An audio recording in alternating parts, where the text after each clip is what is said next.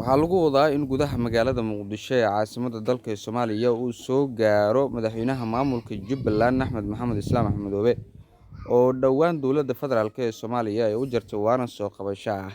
Xilli dowladda federaalk ee Soomaaliya dhanka kale ay sheegtay in madaxweynaha maamulka Jubbaland doorashadii halkaasi ka dhacday aysan aqoonsaneyn madaxweynahan aysan u aqoonin markaasi madaxweyne maamulka Jubbaland. Dhanka kale dowladda ayaa waaran soo qabasho ah u dirtay xiisad aad u cakiran ayaa ka dhalatay waarankaasi. Dhanka kale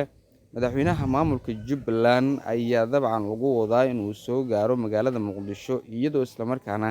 dowladda federaalk ee Soomaaliya si gaar ah madaxweynuhu uu wado qorshe uu ku burburinayo waarankaasi soo qabashada ah oo markaa dhowaan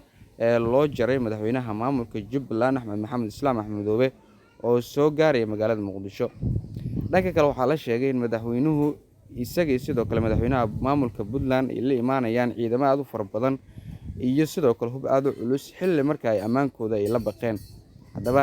dowladda federaalk ee Soomaaliya maxaa ku keenay in xilligan waarankii soo qabashada ahaa ay burburiso sidoo kalena ay u ogolaato madaxda Puntland iyo sidoo kale Jubbaland ciidan fara badan inay la yimaadaan magaalada Muqdisho iyadoo isla markaana magaalada Muqdisho ay tahay amnigeeda mid wanaagsan.